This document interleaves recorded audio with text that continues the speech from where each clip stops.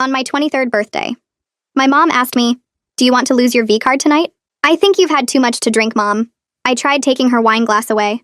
She pulled it back, getting feisty. "Sweetie, don't worry, I've already set you up with a handsome young man." "What are you talking about?" I set down the cake knife, confused. "He's perfect for you. Successful, charming, coming from a good family." She checked her phone. Then there was a knock on our front door. Mom's face lit up as she practically ran to answer it. I followed slower, feeling uneasy about this whole setup. "There he is!" Mom swung open the door. My blood turned to ice. Standing in our doorway was Richard Baker, the man who'd been driving the car that killed my best friend Allison 2 years ago, who'd walked free because his mother was a federal judge. I lunged forward and slammed the door shut. My hands were shaking as I turned the deadbolt. Mom looked at me like I'd lost my mind while I tried to catch my breath. Richard knocked again, harder this time. "What's wrong with you?" Mom reached for the lock. "That's Richard Baker. He killed Allison. Ran her over when she was walking home." My voice came out strangled. "So what? That means he comes from money." Mom actually smiled. She pushed me aside and opened the door before I could stop her. Richard stepped inside looking exactly like he had at the trial. Expensive suit. Perfect hair. He looked me up and down like I was something he'd ordered online. "Relax. I'll show you a fun time." He moved toward the living room like he owned the place. "Get out." I stayed by the door, ready to run. "Or what? You're gonna call the cops?" He sat on our couch. "I suggest you relax and have a drink. There's a lot you and I need to talk about." "Oh yeah? Like what?" I was trying to buy time to think. He reached into his jacket pocket slowly. My mom poured herself more wine, seemingly oblivious to the tension. Richard pulled out an old Polaroid photo and set it on the coffee table. The edges were stained with something dark that looked like dried blood. "For starters, how about the fact that your best friend put my family and I in a hostage situation?" I stepped closer despite every instinct screaming danger. The photo showed Allison smiling at the camera, but in the background I could see figures. People tied to chairs with tape over their mouths. The Baker family. Richard's parents and younger sister bound and gagged while Allison took a selfie. That's impossible. But I was staring at photographic evidence.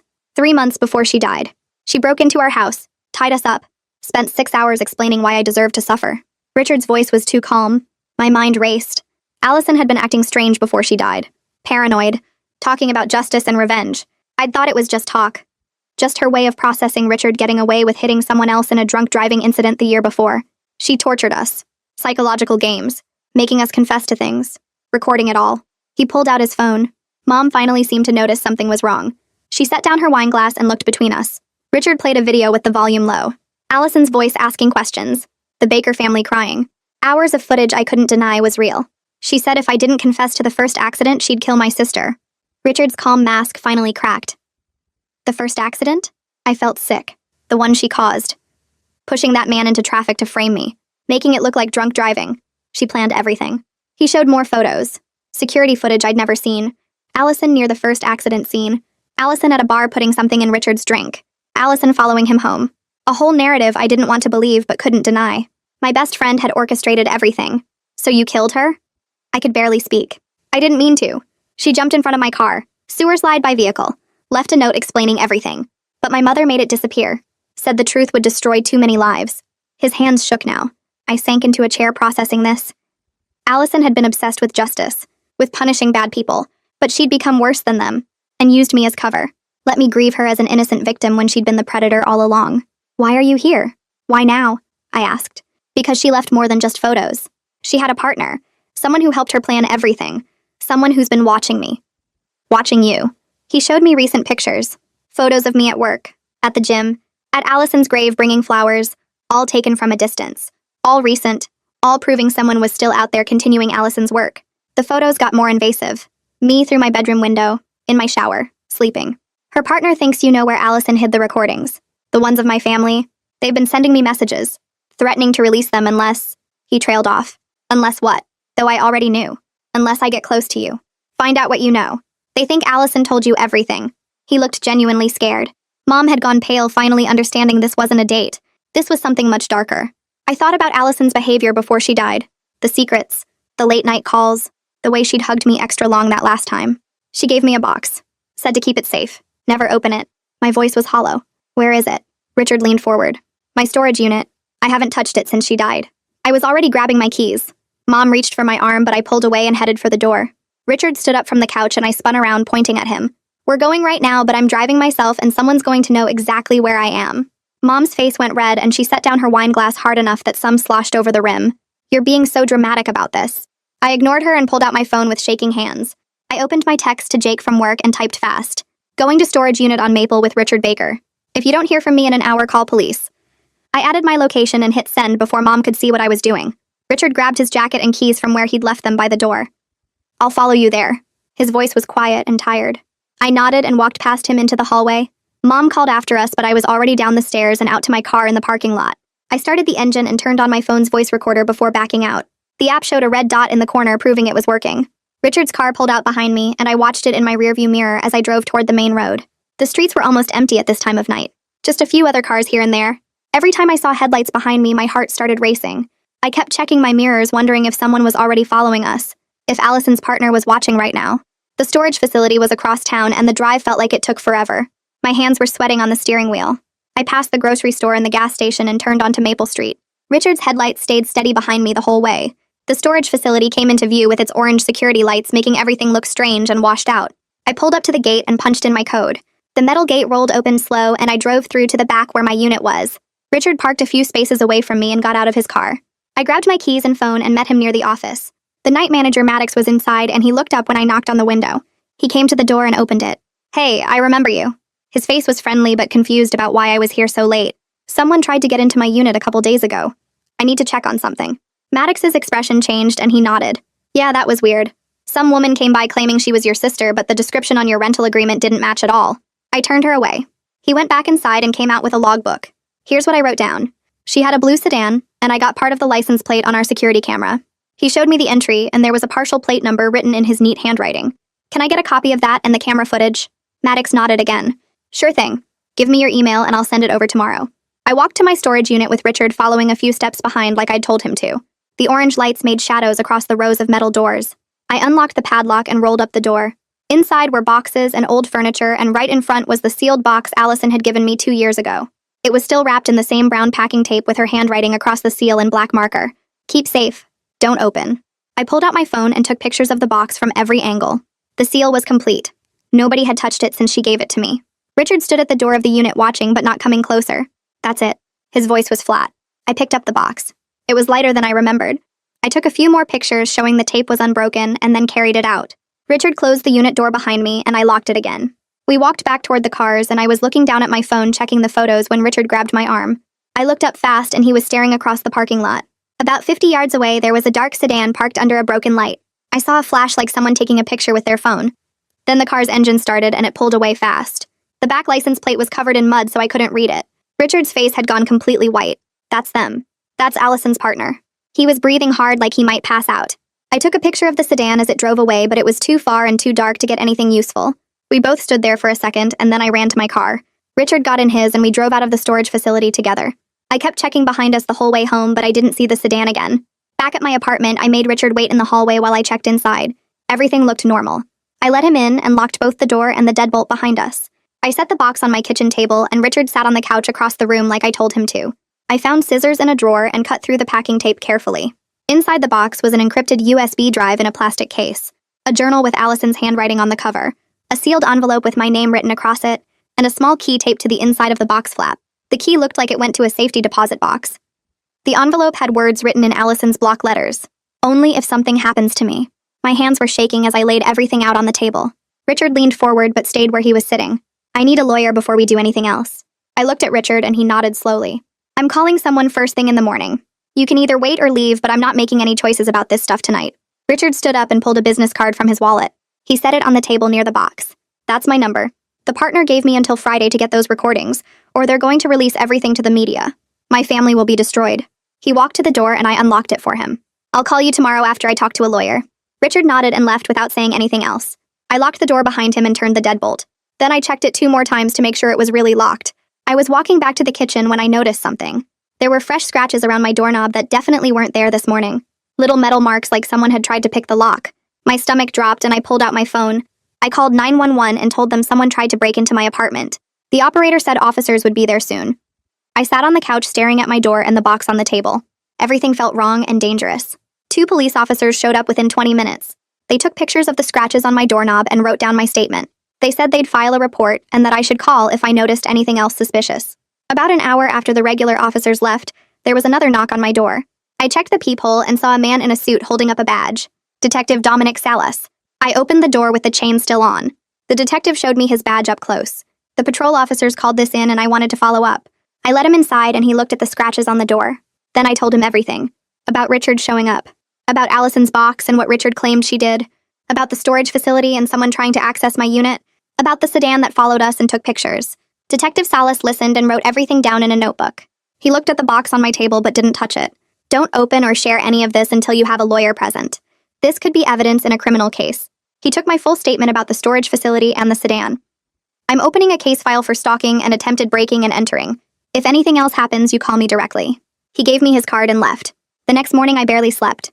I got up early and texted Richard to meet me at the coffee shop on 4th Street, the one that's always busy with lots of people around. He showed up looking as tired as I felt.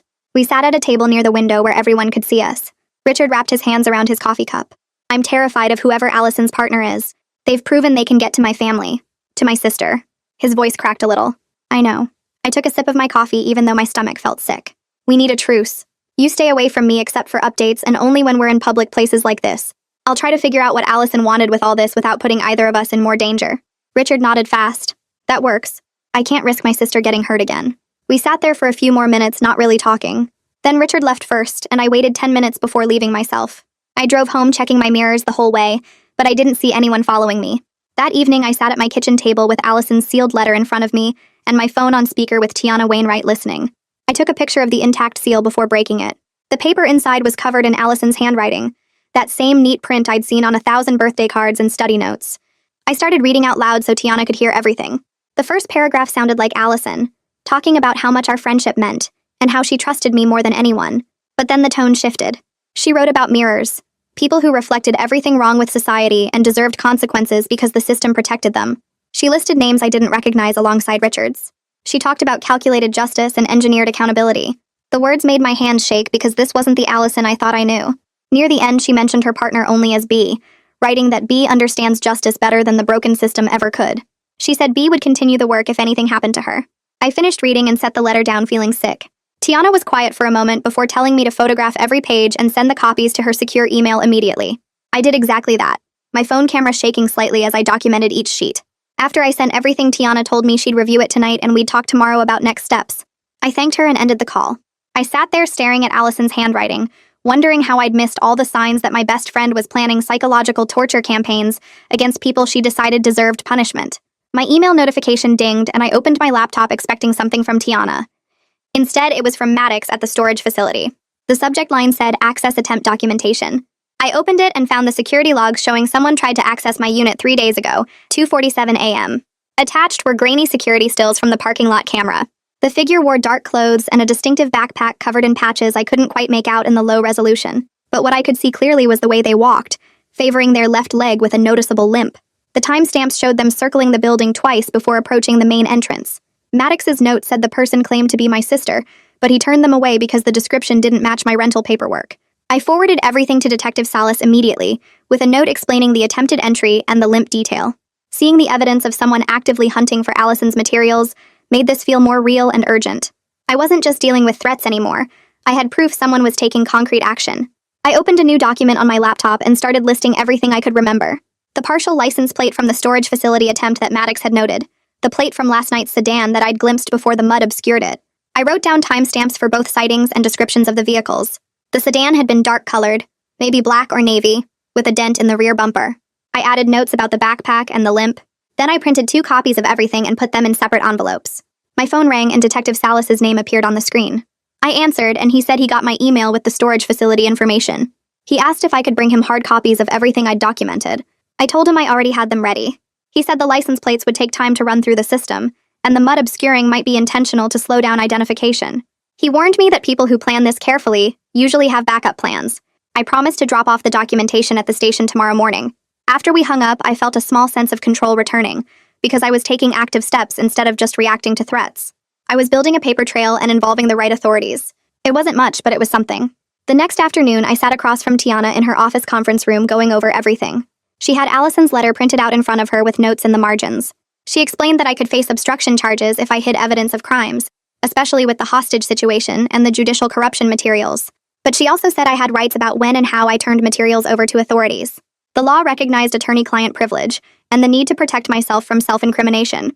She advised creating a secure copy of everything with her present as a witness, then sealing the originals in her office safe until we knew exactly what we were dealing with. That way, I'd have proof I preserved evidence properly while also protecting my legal position. She said we needed to document chain of custody for everything, which meant detailed logs of who handled what materials and when. I agreed to her plan because it felt like the right balance between legal obligation and self-protection. We spent the next hour at her firm's secure computer system, making encrypted copies of the USB drive Allison had left me. Tiana walked me through the process step by step. We logged into her firm's server using her credentials and a physical security key. Then we connected the USB drive to an isolated computer that wasn't networked to anything else. The files copied slowly, showing folders labeled with dates and names. I didn't open any of them yet because Tiana said we needed to preserve the originals first. While the files copied, Tiana filled out chain of custody forms in triplicate. She noted the date, time, who was present, and what materials we were handling. When the copying finished, we ejected the USB drive and Tiana sealed it in a clear evidence bag. We both signed our names across the tape seal. She placed it in her office safe and gave me a receipt with the safe combination in a sealed envelope. The whole process felt strange and formal, like I was in a crime show instead of dealing with my dead best friend's secrets. But I was grateful for Tiana's methodical approach because it meant I was protecting myself legally while still preserving evidence. We made copies of Allison's letter and journal too, scanning every page into encrypted files. By the time we finished, it was almost 6 p.m. I drove home feeling exhausted but slightly more secure, knowing the originals were safely locked away, and I had copies I could review. I ordered takeout and sat on my couch trying to process everything that had happened in the past 2 days. My phone buzzed with a text from an unknown number. I opened it and my stomach dropped. 3 photos loaded on my screen showing me in my shower from 2 weeks ago. The angle was from outside my bathroom window looking in through the frosted glass. You could see my outline clearly enough to identify me. Below the photos was a message. You have until Wednesday to hand over all the recordings, or these go to your workplace, your family, and every social media platform I can find. The violation hit me like a physical blow. Someone had been outside my home watching me in my most private moments. My hands started shaking so badly I almost dropped my phone. I took screenshots of everything and forwarded them to Tiana and Detective Salas immediately. Then I got up and checked every window in my apartment, making sure the curtains were closed tight.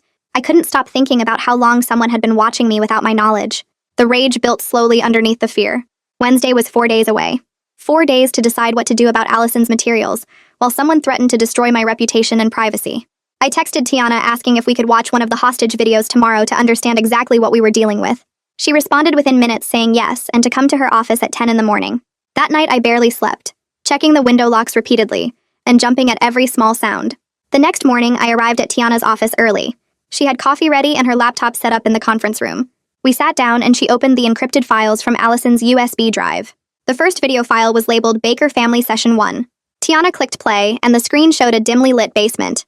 Richard's parents sat tied to chairs with their hands behind their backs and tape across their mouths. His younger sister was tied to a third chair looking scared. Allison's voice came from off-camera, calm and controlled. She asked Richard's father about the first drunk driving incident, the one before Allison died. She said she knew Judge Baker had made evidence disappear, and she wanted to hear him admit it. Richard's father shook his head and made muffled sounds through the tape. Allison walked into frame holding a folder. She pulled the tape off his mouth and he immediately started talking. He admitted that his wife had used her position to influence the investigation. He said they'd paid off a witness and buried a toxicology report. His voice was shaking and you could tell he was scared. Judge Baker started crying through her tape gag. Allison moved to her next and pulled off the tape. Judge Baker admitted to altering court records and pressuring prosecutors to reduce charges in multiple cases involving wealthy defendants. The confessions sounded forced, but they also revealed a real pattern of corruption. Allison had somehow gotten these people to admit to serious crimes on camera. Watching my best friend calmly torture people, even guilty people who'd abused the system, made me feel sick. I understood her anger at injustice, but this was criminal. This was the kind of thing that destroyed lives and violated every principle of due process. Tiana paused the video and asked if I was okay. I nodded even though I wasn't. We kept watching. In the background of the video, I suddenly heard a second voice making a comment about rich people's justice. The voice paused noticeably before saying the word justice, like it was sacred or important. There was also a cough, the kind that sounds chronic like someone with asthma or a longtime smoker. Tiana rewound the video and we listened again. The pause before justice was distinctive, almost like a verbal tick. The cough came a few seconds later, rough and wet sounding. I made notes about both details because they might help identify Allison's partner B. We watched 2 more videos from the same session. Each one showed Allison questioning the Baker family about different incidents of corruption and privilege. The second voice occasionally made comments from off-camera, always with that same pause before justice. By the time we finished watching, I felt complicit somehow, like I was part of what Allison had done by viewing the evidence. Tiana said we needed to be very careful about what we did with these videos because they documented multiple felonies, including kidnapping and extortion, but they also contained evidence of judicial corruption that might be in the public interest. The next morning, my phone rang early. Richard's name appeared on the screen. I hit record before answering because Tiana had told me to document everything. Richard sounded tired when he spoke. He said he'd been thinking about the hostage night and wanted to tell me what he remembered about Allison's partner. I stayed quiet and let him talk. He described the second person as wearing a mask, one of those plain black ones people wear for protests. But he remembered their voice clearly, especially that pause before saying justice. He said it happened multiple times during the 6 hours they were held captive. The person would talk about corrupt systems and broken institutions, always pausing right before the word justice like they were giving it extra weight. Richard also remembered the chronic cough. He said it sounded like someone who'd been tear-gassed or had damaged lungs. The details aligned too perfectly with what I'd heard in the video to be made up. I asked Richard if he remembered anything else, any physical details. He said the person favored their left leg when walking and had a backpack covered in pins and patches. My chest tightened because that matched exactly what the storage facility footage showed. I thanked Richard for the information and ended the call. Then I played the recording for Tiana over the phone. She said this was good corroboration that might help identify B. Around noon, Detective Salas called asking if he could come by to image my phone for the threatening messages. He explained that even though the texts were routed through anonymizers, sometimes people made mistakes that left digital traces. IP addresses could leak through or metadata could reveal information. He said the forensic team might be able to track the source if we moved quickly. I agreed immediately and told him I'd bring my phone to the station. An hour later, I sat in Detective Salas's office while a technician connected my phone to a specialized computer. The process took about 30 minutes. They copied everything, all my texts and call logs and app data. Detective Salas explained they'd analyze it looking for any identifying information about the sender. He said I should expect it to take a few days because they had to be thorough. Handing over my phone data felt exposing, but I trusted the process more than my ability to handle this alone. I was one person being stalked and threatened by someone who'd already proven they could get close to me. The police had resources and expertise I didn't have. When the imaging finished, the technician gave me my phone back and said they'd secured the data properly. Detective Salas walked me out and told me to stay vigilant, keep my doors locked, and call immediately if anything else happened. The next day around lunch, I was heating up leftover pasta when my phone rang with a number I recognized from the storage facility. Maddox sounded concerned when I answered. He told me someone had come by that morning asking detailed questions about unit access policies and whether there were any blind spots in the security camera coverage. The person matched the description from the attempted entry exactly. Same backpack covered in patches, same limp favoring the left leg. Maddox said he refused to discuss customer information, and the person left quickly, but he filed an alert with his company's security team and wanted me to know. I thanked him and my appetite disappeared completely. Whoever was stalking me was getting bolder, not backing off. That afternoon, I met Evangeline at the main public library downtown. Tiana had arranged it, explaining her sister worked as an investigative journalist and could help me understand what going public might look like. We sat at a study table in the back corner where nobody would overhear. Evangeline was professional and sharp, asking careful questions about what evidence existed and who might be involved. She explained that exposure could either validate my position as a victim or destroy my reputation completely, depending on how the story got framed and who controlled the narrative. If the extortionist released materials first, they'd shape public perception before I could defend myself. If I came forward with a journalist I trusted, I could at least tell my side. She made it clear she was curious about the story, but wouldn't push me to go public before I was ready. Then Evangeline pulled out a folder of research she'd done on her own time. She said Judge Baker had 3 sealed judicial ethics complaints from years ago that never went anywhere. All 3 involved cases where defendants with money got unusually favorable outcomes that raised eyebrows among court watchers. The pattern suggested Allison might have been onto something real about corruption, even if her methods were completely criminal. Seeing documentation of Judge Baker's questionable history made my stomach turn, because it meant Allison had identified a real problem before she went off the rails with her vigilante schemes. That night, I forced myself to sit down with Allison's journal. The entries about her mirror's philosophy made my skin crawl. She wrote that certain people reflected society's rot and deserved engineered consequences because the system protected them. She listed names with detailed plans for psychological punishment. Richard's name was there with notes about the hostage plan. But there were other names too, people I didn't recognize, with equally disturbing plans that she might have carried out or might have been planning. Reading her handwriting, seeing how methodically she'd plotted to hurt people, made me feel sick. This wasn't my best friend processing grief or anger. This was someone who'd constructed an entire philosophy to justify torture. Between 2 journal pages, I found a loose note in Allison's handwriting. It said only B knows the route with a crude hand-drawn map showing streets near downtown. I recognized the area around the main bank on 4th Street. The safety deposit key from the box suddenly made perfect sense. There was more evidence somewhere else that Allison and B were keeping as insurance. The map showed an X marked at the bank's location. Whatever was in that safety deposit box, both Allison and her partner had known about it, which meant it was probably even more damaging than what I'd already found. Wednesday morning, I woke up to a new message from the unknown number. The text included a dead drop instruction. Leave the USB drive in a specific trash can at Riverside Park by noon. Come alone. No cops or they'd release everything immediately. I stared at my phone feeling cornered and scared but also angry. They actually thought I'd just comply after everything they'd done. After stalking me, threatening me, invading my privacy with those shower photos. The anger felt better than the fear, at least for a few minutes. I called Tiana right away and she suggested coming to her office. When I got there, she explained the possibility of a proffer agreement with the district attorney. I could turn over evidence in exchange for immunity from any charges related to possessing it, but she was completely honest that there were no guarantees. The DA might decide I was somehow involved in Allison's crimes, or that I'd waited too long to come forward. The legal reality was way messier than I wanted it to be. There was no clear path that protected me completely while also doing the right thing with the evidence. We spent the rest of Wednesday afternoon drafting a plan B. If the extortion kept escalating, we'd do a controlled disclosure to Evangeline with carefully checked information that protected me while exposing the real crimes. Tiana helped me figure out exactly what could be shared without making me legally vulnerable. It felt like choosing between bad options instead of finding a good solution, but at least I was making choices instead of just reacting to threats. At least I had some control over how this played out. That evening, I drove to Mom's house because I needed answers about why she'd really set up that meeting with Richard. She was already drinking when I arrived, wine glass in hand before dinner. I asked her directly why she thought connecting me with Richard Baker was acceptable. She started crying and admitted she was drowning in credit card debt. She'd thought connecting me to a wealthy family might solve her financial problems. Her logic was completely twisted by desperation and social climbing. She actually believed that getting me involved with the family of the man who killed my best friend was somehow helping me. I felt anger mixed with pity watching her cry into her wine glass. She needed help I couldn't give her. My phone buzzed while we were still arguing. A voicemail had come in that I'd missed. I stepped outside to listen to it and my blood went cold. Judge Baker's voice was smooth and controlled, nothing like Richard's fear or Mom's desperation.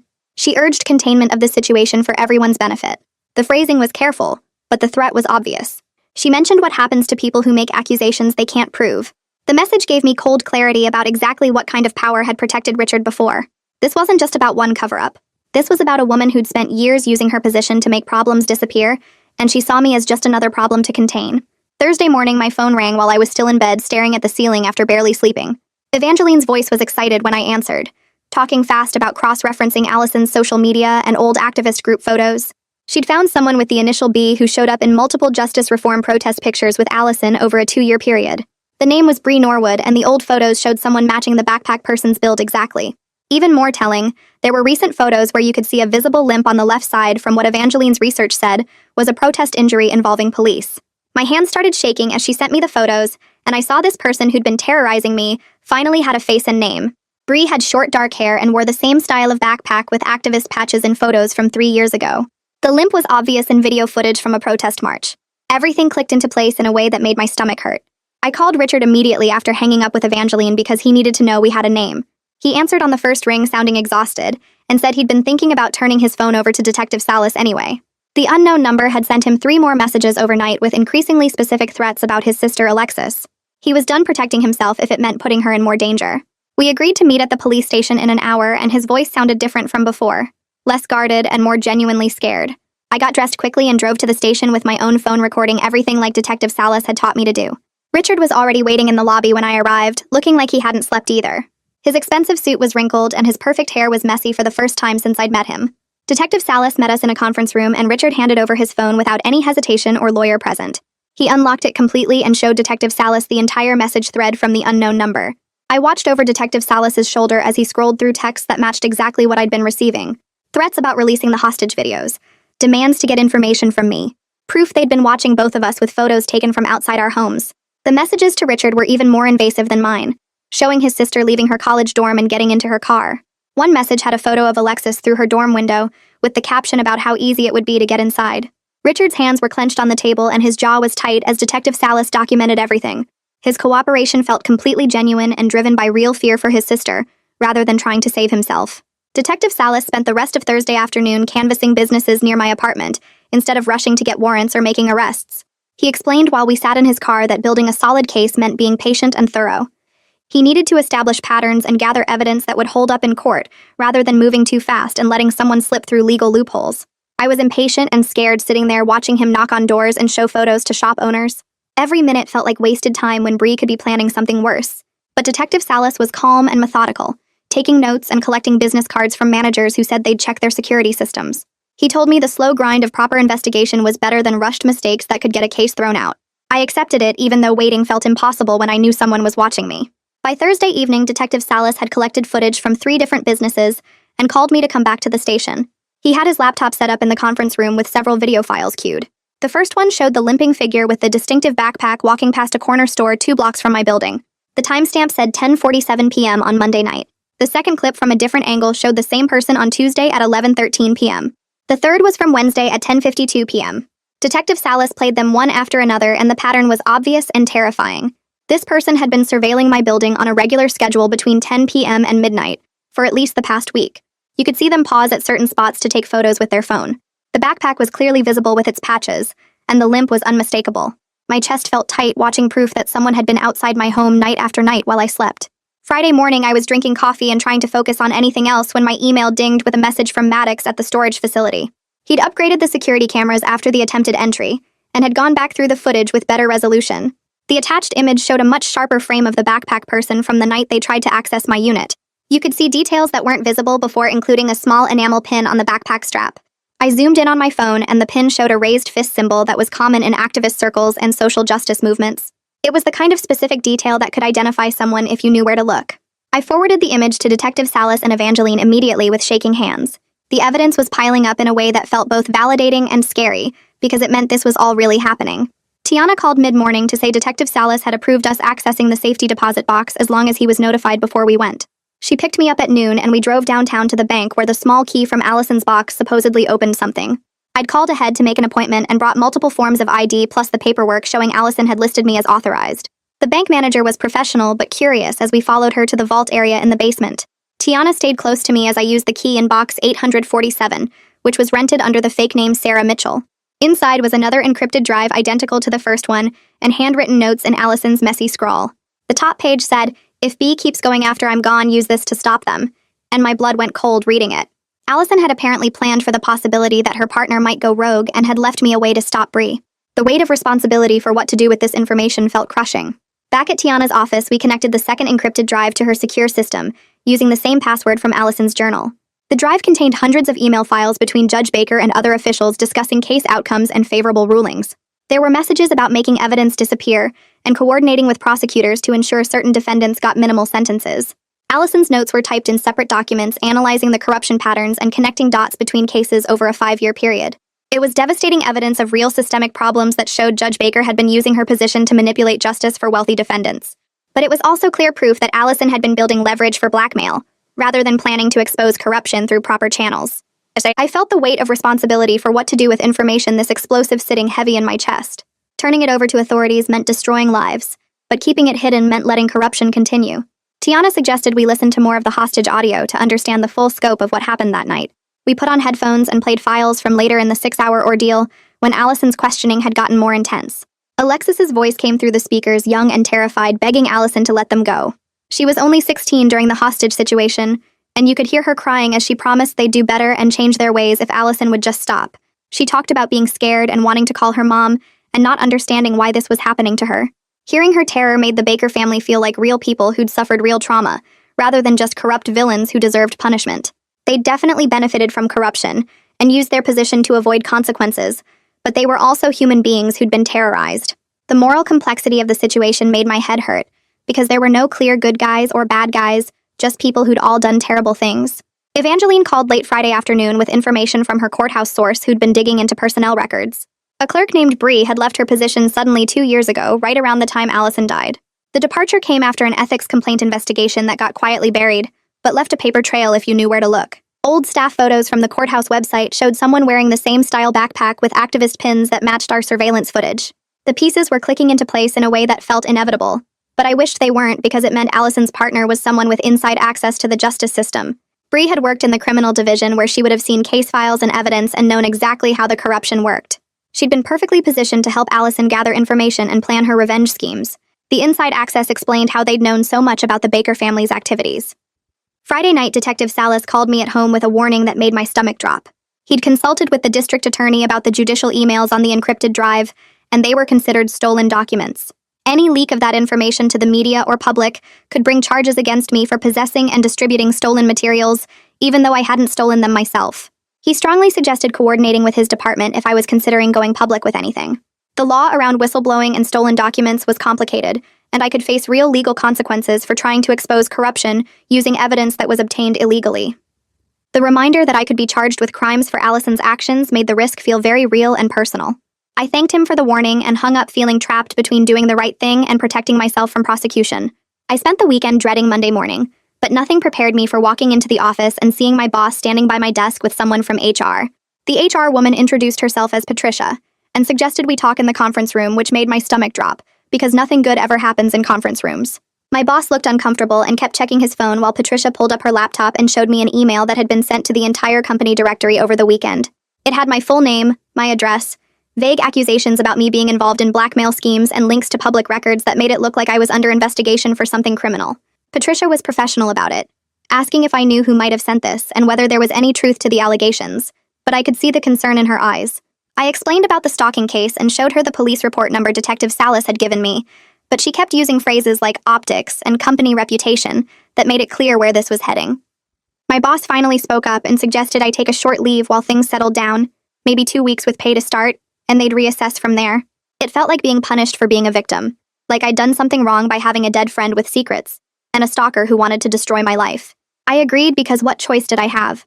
Packed up my desk supplies while coworkers pretended not to stare, and left the building before lunch feeling like everything was falling apart. I called Tiana from my car, and she didn't waste time, telling me to meet her at her office in an hour because we needed to get me somewhere safe immediately. She'd already researched motels outside the city that took cash and didn't require credit cards, places where the surveillance photos couldn't follow me because nobody knew I'd be there. We drove out together in her car, leaving mine in her office parking garage, and she paid for 2 weeks up front at a place called the Parkside Inn that was definitely not near any park. The room smelled like old carpet and cleaning chemicals. The bedspread had cigarette burns even though it was supposedly non-smoking, but the deadbolt worked and the window had bars that made me feel slightly safer. Tiana helped me set up a forwarding system where any mail would go to her firm's address, and she made me promise to check in with her every morning and evening so she'd know I was okay.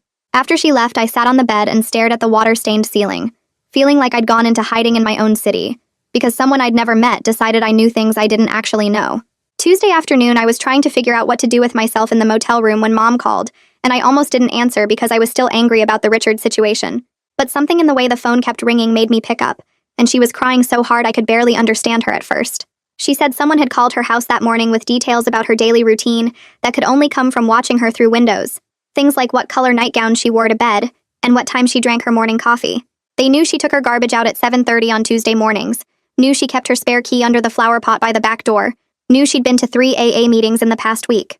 Mom was terrified in a way I'd never heard before, her voice shaking as she asked what she should do, and my protective instincts kicked in despite everything she'd put me through. I told her to pack a bag right now and go stay with her sister across town. Don't tell anyone where she's going, and I'd explain everything later when it was safer. She started to argue, but I cut her off and said this wasn't negotiable. These people were dangerous, and she needed to leave immediately. After we hung up, I felt sick knowing the stalker had expanded their targets to include my mother, using her as leverage to get to me. That night, Tiana came to the motel with Evangeline, and we spread out everything we had on the scratch table in my room to plan our next move. Evangeline had been researching similar cases where victims of extortion did controlled disclosures to undercut the blackmailer's leverage, and she thought we could do something similar here. The strategy was to give her an exclusive story with carefully vetted information about judicial corruption and Allison's vigilante activities, framing it around systemic problems in the justice system rather than salacious personal details. We'd focus on Judge Baker's pattern of making cases disappear for wealthy defendants, use the documented evidence we had without revealing the most invasive surveillance photos, and position me as someone caught in the middle who's cooperating with law enforcement. Tiana walked us through the legal risks, explaining that we had to be careful not to release anything that could be considered stolen documents or that might interfere with the ongoing criminal investigation. We spent 3 hours going through every detail, deciding what could be safely disclosed and what had to stay protected, and by the end I felt like we had a plan that might actually work.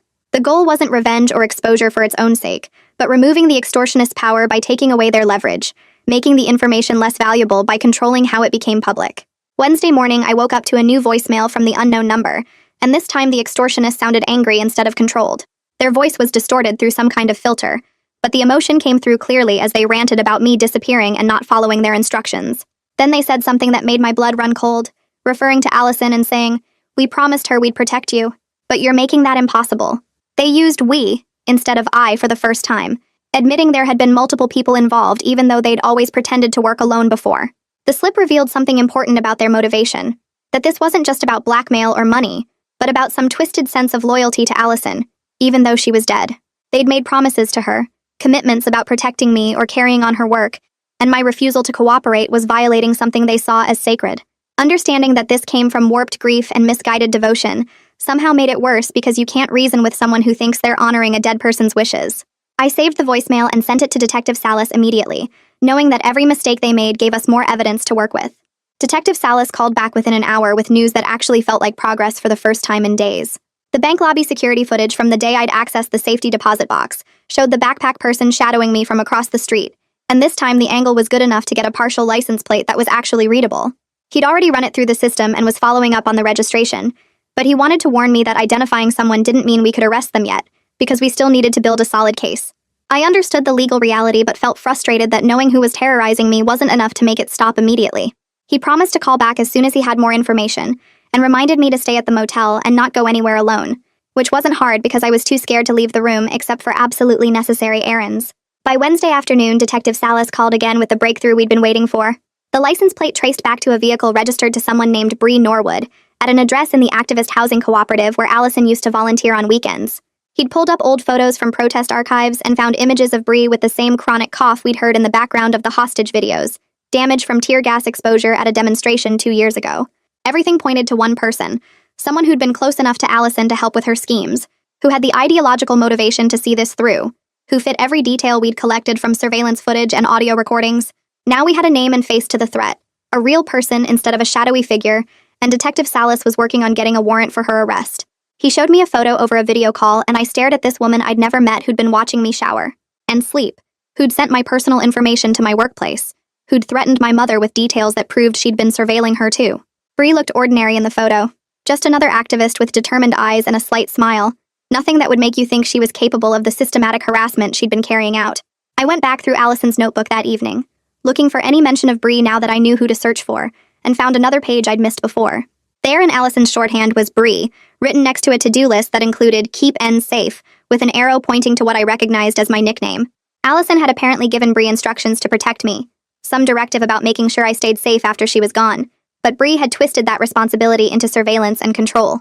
The realization made me feel sick, because it meant this had started as some kind of warped protectiveness, Bree thinking she was honoring Allison's wishes by watching over me, but it had morphed into something darker and more invasive. She'd convinced herself that monitoring my every move and threatening anyone who got close to me was what Allison would have wanted, turning a simple request into justification for stalking. I wondered if Allison had known what kind of person Bree really was, or if she'd just seen another true believer in justice who could be trusted with secrets. Thursday morning, Evangeline called with information about a community meeting that evening on courthouse transparency and judicial reform, exactly the kind of event where someone like Bree would show up. She suggested I come with Tiana as backup to see if Bree appeared, reasoning that she wouldn't be able to resist speaking at a public forum about the issues Allison had cared about. I was terrified of being in the same room with my stalker, but also desperate to end this face-to-face, to stop hiding and take back some control over my own life. We arrived early and sat in the middle of the room where I could see everyone who came in, and about 20 minutes before the meeting started, I spotted her.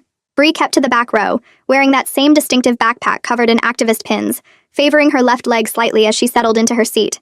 When the public comment period opened, she was one of the first to approach the microphone, and I recognized that pause before she said the word justice, like it was something holy. Her voice matched the distorted recordings once I filtered out the electronic manipulation, and I felt controlled anger building as I listened to her talk about systemic corruption and the need for accountability. She had no idea I was there watching her, studying the face of the person who'd been terrorizing me for weeks, and the disconnect between her passionate speech about justice and her criminal behavior was staggering. After the meeting ended, I told Tiana I needed to confront Bree, that I couldn't keep running and hiding when she was right there in front of me. Tiana tried to talk me out of it, but I was already moving toward the parking lot where I'd seen Bree heading, my bag heavy with copies of documents we'd planned to use for the controlled disclosure. I caught up to her near her car and said her name, and when she turned around, I saw recognition and something like panic flash across her face. She immediately tried to grab my bag, lunging forward and yanking on the strap while demanding I give her what belonged to Allison. We struggled for a few seconds, and I shoved her away hard enough that she stumbled backward, her bad leg giving out slightly as she caught herself against a parked car. People started coming out of the building and someone yelled asking if everything was okay, and within seconds there were bystanders separating us and someone calling the police. Bree limped quickly toward her car without saying another word, and I stood there shaking with adrenaline and fear, my hands trembling as Tiana put her arm around my shoulders. The police arrived within minutes and took statements from everyone who'd witnessed the altercation, and I gave them Bree's name and Detective Salas's contact information so they could coordinate with the ongoing investigation. The next morning, my phone rang while I was still in bed, and Detective Salas told me they picked up Bree around 6 a.m. near Mom's house. She had surveillance gear in her car, and her phone was full of photos of me, Mom, and Richard taken over the past month. They were holding her on stalking, extortion, and attempted assault charges from the parking lot incident. I thanked him and hung up, feeling this weird, shaky exhaustion instead of relief. Maybe this part was finally over, but I was too tired to celebrate. Tiana called 20 minutes later saying we needed to get to the police station to turn over the materials while everything was fresh. I got dressed and met her there within an hour. At the station, Detective Salas had paperwork ready for us, and I handed over the original USB drive from Allison's box, the journal, the letter, and everything from the safety deposit box. Tiana made sure we got certified receipts showing the chain of custody, and documenting that we kept encrypted copies under attorney-client privilege. Detective Salas signed each receipt and locked everything in an evidence locker while we watched. The weight of carrying those secrets alone lifted slightly, but I still felt heavy with everything that had happened. We spent another hour going over my statement about the parking lot confrontation and Bree's arrest. Detective Salas said the surveillance equipment they found included a long-range camera and audio recording devices. Her phone had detailed notes about my schedule, Mom's routine, and Richard's movements. The level of planning was scary to think about. 2 weeks later, Evangeline published her article in a major online news site. I read it 3 times sitting at my kitchen table with coffee getting cold. She focused on systemic judicial corruption and how one woman's criminal response exposed institutional failures. She didn't name me or use any of the surveillance photos. She didn't mention Richard by name either, just referred to a family affected by judicial misconduct. The piece talked about ethics oversight gaps and how desperate people sometimes take justice into their own hands when systems fail them. The comment section filled up fast with people debating accountability and corruption. Some praised Allison as a hero. Others called her a criminal who deserved what happened. I felt uneasy pride mixed with fear about backlash, but at least the truth was out in a way I could somewhat control. 3 days after the article published, the Judicial Ethics Board announced they were opening a formal inquiry into Judge Baker based on documented evidence. She released a statement saying she was temporarily stepping away from her docket pending the review. It wasn't the dramatic downfall Allison probably wanted, but it was real accountability happening. The system was slow and imperfect, but it was actually working. I checked the news updates obsessively for a week waiting for blowback against me, but my name never appeared anywhere. That same week, Tiana forwarded me an email from Richard's lawyer. He wanted me to know Richard was cooperating fully with investigators and had started counseling to deal with trauma from both the hostage situation and Allison's death. The email proposed clear boundaries with no private contact between us, just occasional updates through our lawyers if needed. I told Tiana that sounded good, and she sent back our agreement.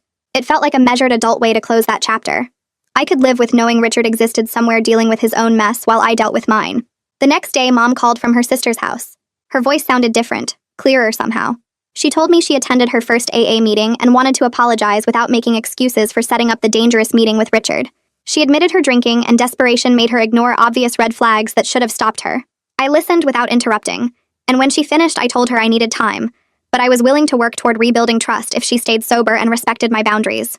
She said she understood and didn't push for more. 3 weeks after Bree's arrest, I signed a lease on a new apartment across town. The building had better security with cameras in the hallways and a locked entry system.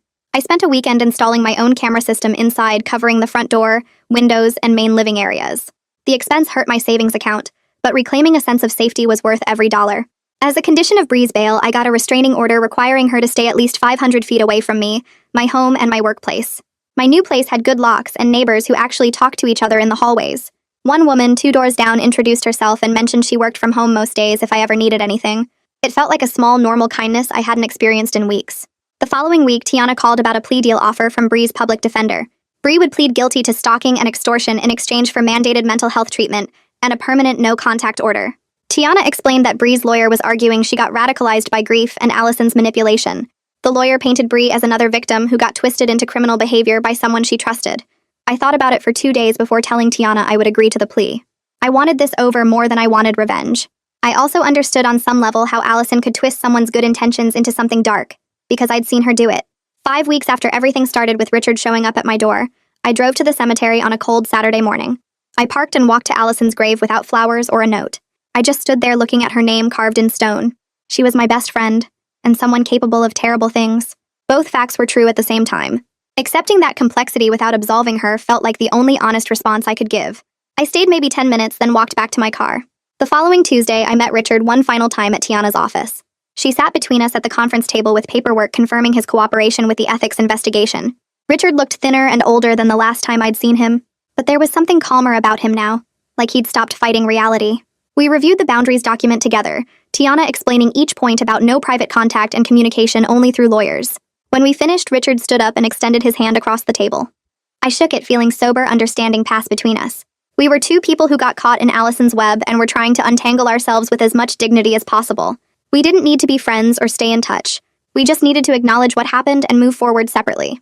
I left the office and drove home to my new apartment with its good locks and security cameras.